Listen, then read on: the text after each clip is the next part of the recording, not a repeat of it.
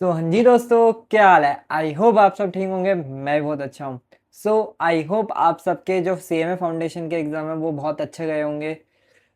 इस वीडियो में हम डिस्कस करेंगे कि अब आपका आगे का एक प्लान ऑफ एक्शन क्या होना चाहिए for CMA inter. Because CMA inter का एक अलग ही लेवल है सीएमए फाउंडेशन से, ये मैं आपको बता दूं। अगर सीएमए फाउंडेशन लेवल 1 है तो सीएमए इंटर लेवल 10 है। क्यों? क्योंकि आपने सीएमए फाउंडेशन में बस एमसीक्यू बेस पेपर दिया होगा, बट सीएमए इंटर में आपका डिस्क्रिप्टिव पेपर भी है, राइट। एंड आपके 3 घंटे के 8 पेपर हैं। मतलब आप सोच सकते हो, अगर आप बोथ ग्रुप दे रहे हो तो आपके 8 पेपर है, एंड अगर आप सिंगल ग्रुप दे रहे हो तो आपके 4 पेपर हैं। आपको उसके लिए पहले से ही प्लान ऑफ एक्शन अपना डिसाइड करना पड़ेगा, ताकि एंड मोमेंट पे आप वीक ना पड़ो एंड अपने अटेम्प्ट को सक्सेसफुली फर्स्ट अटेम्प्ट में क्लियर कर सको। इस वीडियो में मैं डिस्कस करूंगा आपसे कि आपका क्या प्लान ऑफ एक्शन आगे होना चाहिए, आपको कैसे अपने जर्नी को स्टार्ट करना चाहिए सीएमए इंटर की। क्योंकि सीएमए फाउंडेशन तो हो गया, अब आगे क्या करना है, अब आगे कैसे आपको क्लास देखनी है, तो आपसे मैं वो सब डिस्कस करूंगा। स्टार्ट करते हैं हम। बट आफ्टर सीएमए फाउंडेशन, आज की हमारी वीडियो का टॉपिक ये है कि हमें अब सीएमए फाउंडेशन के बाद आगे क्या करना चाहिए। ठीक है, देखो जो फर्स्ट वीक है उसमें तो मैं सिंपल से बोलूँगा, भाई पार्टी करो, स्ट्रेस मत लो किसी चीज़ का, मस्त अपने घूमो, वेब सीरीज देखो, मूवीज देखो, मस्त अपने फ्रेंड्स के साथ चिल मारो। बट अभी स्ट्रेस मत लो। बस एक ऊपर ऊपर से रफ प्लान बना लो कि भाई आगे करना क्या है। मतलब आगे आपको सिंगल ग्रुप देना, बोथ ग्रुप देना है, या हल्का ऊपर ऊपर से सब्जेक्ट की नॉलेज ले लो बस। बट अभी स्ट्रेस नहीं लेना, अभी बस पार्टी करो और कुछ नहीं करना, ठीक है। अगर आपको ये लगता है कि आपको कॉन्फिडेंस है कि आप सीएमए फाउंडेशन क्लियर कर ही लोगे, देन आपको ये वीडियो आगे देखनी चाहिए एंड अपने सीएमए इंटर की प्रिपरेशन स्टार्ट करनी चाहिए, ठीक है। बट अगर आपको लगता है कि आपका कॉन्फिडेंस लो है, या फिर आपको 50-50% चांस लग रहे हैं कि क्लियर होगा क्लियर नहीं होगा, मैं आपसे बोलूँगा टेंशन मत लो। सबसे पहले आप ये देखो कि आपने कौन से सब्जेक्ट में वीक पढ़े थे आप, ठीक है। देन आप उस सब्जेक्ट को स्ट्रॉन्ग करो। अगर आपको लगता है कि आप उस सब्जेक्ट में पास नहीं हो पाओगे, आप उस सब्जेक्ट में इंडिविजुअली 40 मार्क्स नहीं ला पाओगे, मैं आपसे ये रिकमेंड करूंगा कि इंटर में जाने की बजाय आप पहले अपने फाउंडेशन के उस सब्जेक्ट को स्ट्रॉन्ग कर लो। अगर बाय चांस आप अनफॉर्चुनेट रहते हो अपने फाउंडेशन अटेम्प्ट में ड्यू टू दैट सब्जेक्ट, आपको जो रिजल्ट एग्जाम डेट से लेके रिजल्ट डेट तक का जो टेन्योर हो, उसमें आप उस सब्जेक्ट को स्ट्रॉन्ग कर सको।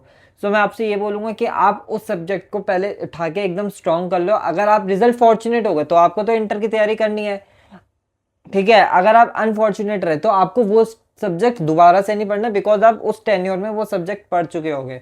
मैं आपसे ये रिकमेंड करूंगा कि भाई उस सब्जेक्ट को उठा के एक बार दोबारा से प्रिपेयर करना चालू कर लो, ठीक है।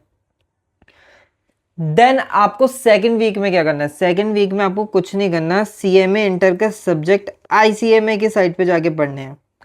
आईसीएमए की साइट पे जाना है आपको, एंड आपको ये देखना है कि कौन कौन से सब्जेक्ट हैं हमारे, कौन कौन से ग्रुप हैं, कौन कौन से सब्जेक्ट है, कौन कौन से हमारे वो हैं, क्या बोलते हैं, सिलेबस है, क्या हमारा कंटेंट है। आपको ये सब देखना है। क्योंकि क्लासेस स्टार्ट करने से पहले, अपनी पढ़ाई स्टार्ट करने से पहले पहले आप ये तो जान लो कि भाई इंटर में एक्चुअली है क्या क्या।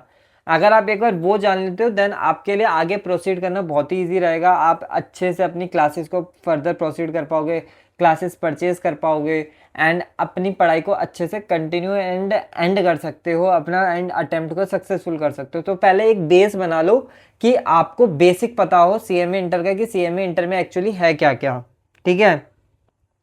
देन सबसे बड़ा डिसीजन, सिंगल ग्रुप दूं या बोथ ग्रुप दूं, इसे डिसाइड कर लो भाई। सिंगल ग्रुप दूं या बोथ ग्रुप दूं, क्योंकि इसमें इतने बच्चे फंसते हैं, इतने बच्चे फंसते हैं, आप मानोगे नहीं कि एग्जाम आपका नेक्स्ट मंथ है एंड आप उन बच्चों का अभी तक ये क्लियर नहीं है कि भाई ये सिंगल ग्रुप देंगे बोथ ग्रुप देंगे। एग्जाम फॉर्म इन्होंने बोथ ग्रुप का दे दिया है, बट क्या करते हैं भाई, हम बस सिंगल ग्रुप का पेपर देने जाएंगे। मैं आपसे ये रिकमेंड करूंगा कि भाई ये चीज़ आप पहले से अपने माइंड में क्लियर करके चलो, ताकि आप प्रिपेयर उस हिसाब से कर सको। अगर आप सिंगल ग्रुप देना चाहो तो सिंगल ग्रुप दो भाई, सिंगल ग्रुप को एक अटेम्प्ट में निकालो। बट आपको फर्स्ट अटेम्प्ट में क्लियर करना है, तो आपको ये चीज़ पहले से माइंड में लेके चलनी पड़ेगी कि भाई मैं सिंगल ग्रुप दूँ या बोथ ग्रुप दूँ। अगर आपने ये चीज़ माइंड में क्लियर कर लेना शुरू से कि सिंगल देना है बोथ देना है, तो आपके लिए बहुत ईजी होगा आगे फर्दर स्टडी करना, ठीक है। सो पहले ये डिसाइड करो कि आपको सिंगल ग्रुप देना है, बोथ ग्रुप देना है, ठीक है। देखो मैं आपको रिकमेंडेशन ये दूंगा कि आप बोथ ग्रुप के लिए जाओ। अगर आप 8-10 घंटे रेगुलर पढ़ सकते हो दिन में एंड कंसिस्टेंटली 10-11 महीनों के लिए पढ़ सकते हो, ठीक है, तो मैं आपसे बोलूँगा कि भाई आप बोथ ग्रुप के लिए जाओ, ठीक है। लेकिन अगर आप वर्किंग प्रोफेशनल हो एक, ठीक है, या फिर आप पार्ट टाइम जॉब कर रहे हो, या फिर आप किसी रीज़न की वजह से 8-10 घंटे रेगुलर नहीं दे सकते, सो मैं आपसे ये बोलूँगा कि भाई सिंगल ग्रुप के लिए जाओ, ठीक है। अगर आप 8-10 घंटे रेगुलर 8-11-12 महीनों के लिए दे सकते हो तो गो फॉर बोथ ग्रुप। एंड अगर आप वर्किंग प्रोफेशनल हो या आप पार्ट टाइम वर्क करो कहीं पे, या फिर आप किसी रीज़न की वजह से 8-10 घंटे नहीं दे सकते रेगुलर 10 से 11 महीनों के लिए, then go for single group, ठीक है। अगर आप बोथ ग्रुप के लिए जा रहे हो then go for June 27 attempt. अपना पूरा 1 साल लो and then go for both group, क्योंकि 1 साल is the optimum period for inter both group अगर आप बोथ ग्रुप के लिए दे रहे हो तो, ठीक है। लेकिन अगर आप सिंगल ग्रुप के लिए जा रहे हो तो then go for December 26 attempt, because 6 month is more than enough for single group. मैं सच बोलूंगा, अगर आप सिंगल ग्रुप के लिए जा रहे हो तो एम फॉर दिसंबर 26, अगर आप बोथ ग्रुप के लिए जा रहे हो then M for June 27।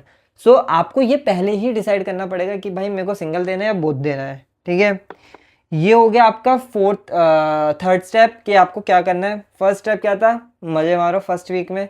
Second step क्या था भाई कि आप पहले आईसीएमए की साइट पे जाके सब्जेक्ट्स को एक बार स्टडी कर लो, एक बार ओवर गो कर लो कि आपका क्या क्या सब्जेक्ट है, कौन कौन से ग्रुप है, कितने सब्जेक्ट पर ग्रुप है, ठीक है। देन थर्ड आप डिसाइड करो कि आपको बोथ ग्रुप देना है या सिंगल ग्रुप देना है, ठीक है।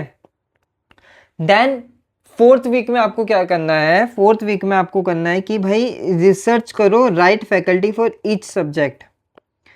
मतलब कि आप हर सब्जेक्ट को डालो यूट्यूब पे कि फॉर एग्जांपल आप कॉस्ट अकाउंटिंग का सब्जेक्ट देख रहे हो, ठीक है। सो आप देखो कॉस्ट अकाउंटिंग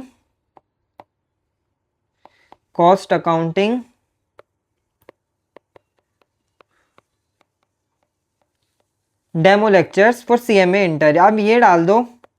जितने भी यूट्यूब पे आपको डेमो लेक्चर्स मिलेंगे आप एक बार सारे को स्टडी कर लो एंड जिस फैकल्टी के साथ आप ज़्यादा कनेक्ट कर पा रहे हो उनसे आप क्लास परचेस कर लो। आपको हर 8 सब्जेक्ट के लिए ऐसे ही क्लास परचेस करनी है, ठीक है, ताकि आप अपने कंफर्ट जोन के हिसाब से क्लास परचेस कर सको, ठीक है। ये तो हो गया कि right faculty for each subject आपको कैसे सर्च करना है यूट्यूब पे।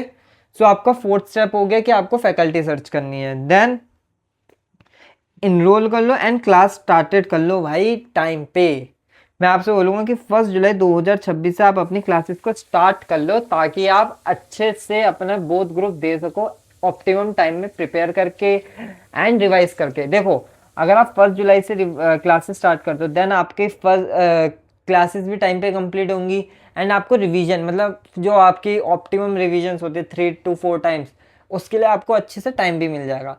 सो मैं आपसे ये बोलूँगा कि भाई 1 जुलाई से क्लासेस स्टार्ट कर लो, आपकी क्लासेस टाइम पे कंप्लीट हो जाएंगी, देन आप रिवीजन कर लेना, आपकी रिवीजन भी टाइम पे कंप्लीट हो जाएगी, ठीक है। स्टडी सीक्वेंस आपको कैसे रखना चाहिए, स्टडी सीक्वेंस होना चाहिए कि आपको पहले 3 सब्जेक्ट लेने चाहिए। फॉर एग्जाम्पल अगर आप जुलाई में फर्स्ट ग्रुप देने का डिसाइड करते हो दिसंबर 26 में, देन आपको सबसे पहले 3 सब्जेक्ट की क्लास लेनी है। फॉर एग्जाम्पल अगर आपने फाइनेंशियल अकाउंटिंग की ली, लॉ की ले ली एंड टैक्सेशन की ले ली, ठीक है। सो आपने अगर ये 3 सब्जेक्ट की क्लास ले ली पहले, देन आपको इनमें से पहले एक सब्जेक्ट कंप्लीट करना है अच्छे से। मतलब फॉर एग्जांपल अगर आपको कोई सा भी सब्जेक्ट पहले कंप्लीट हो सकता है क्योंकि आप तीनों सब्जेक्ट को एक साथ स्टार्ट कर रहे हो। फॉर एग्जांपल आपका फाइनेंशियल अकाउंटिंग कंप्लीट हुआ, दो आपको क्या करना है, आपको इसकी जगह कॉस्ट अकाउंटिंग चालू कर लेना है, ठीक है। एंड विद इन 1 वीक या 2 वीक के गैप में आपके ये दोनों सब्जेक्ट भी कंप्लीट हो जाएंगे, राइट, क्योंकि आपने स्टार्ट एक साथ किया था। अगर आपका एक कंप्लीट हो गया तो विद इन 1 वीक या 2 वीक के गैप में आपके दोनों सब्जेक्ट देन आपको इसकी रिवीजन उठा लेनी है एंड देन जो आपका सेकंड नंबर पे कंप्लीट होगा आपको उसकी रिवीजन उठा लेनी है थर्ड के कंप्लीशन पे, ठीक है। जिससे कि आपका क्या होगा कि आपका सिलेबस भी साथ के साथ कंप्लीट होता जाएगा एंड आपकी क्लासेस भी टाइम टू टाइम कंप्लीट होती जाएगी, ठीक है। सो आपको फर्स्ट बारी में 3 सब्जेक्ट उठाने हैं, देन आपको फोर्थ पे मूव करना है after completion of first subject, ठीक है। सो ये हो गया। आपको पहले वीक 1 में क्या करना है, प्लान एंड माइंडसेट, मतलब अच्छे से एक बार ऊपर ऊपर से आइडिया लेना है। देन आईसीएमए की साइट पे जाके रिसर्च करनी है कि कौन कौन से सब्जेक्ट है, हर ग्रुप में कितने सब्जेक्ट हैं, ठीक है। देन आपको फैकल्टी शॉर्टलिस्ट करनी है कि आपको कौन सी फैकल्टी से क्लास लेनी है, आपको डेमो लेक्चर देखने हैं यूट्यूब पे। देन आपको इनरोल कर लेना है क्लास में, जो कि आपका 1 जुलाई से है, ताकि आप क्लासेस अपनी टाइम पे कंप्लीट कर सको, रिवीजन भी कंप्लीट कर सको।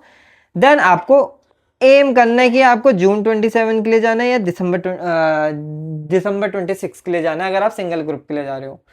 सो ये था मेरा पूरा plan to enter for CMA foundation, जिन्होंने अभी अभी अपना एग्ज़ाम दिया है एंड उन्हें लगता है कि हाँ मैं तो क्लियर कर ही लूँगा। सो इस वीडियो से आपको, आई होप आपको हेल्प हुई होगी कि कैसे आपको अपना सीएमए इंटर के लिए प्रिपेयर करना है, कैसे आपको अपने सीएमए इंटर के लिए क्लासेस परचेस करनी है। So that's all for this video. मिलते हैं आपसे नेक्स्ट वीडियो में, तब तक के लिए साइनिंग ऑफ। लाइक कीजिए, शेयर कीजिए एंड सब्सक्राइब कीजिए इस यूट्यूब चैनल को, बिकॉज आपको इस चैनल पे हर सॉल्यूशन मिलेगा अपनी सीएमए इंटर या सीएमए फाइनल के प्रिपरेशन से रिलेटेड। सो साइनिंग ऑफ, मिलते हैं आपसे नेक्स्ट वीडियो में, तब तक के लिए सब्सक्राइब कर लीजिए इस यूट्यूब चैनल को, बिकॉज ये है one stop solution for all CMA students. So मिलते हैं आपसे नेक्स्ट वीडियो में।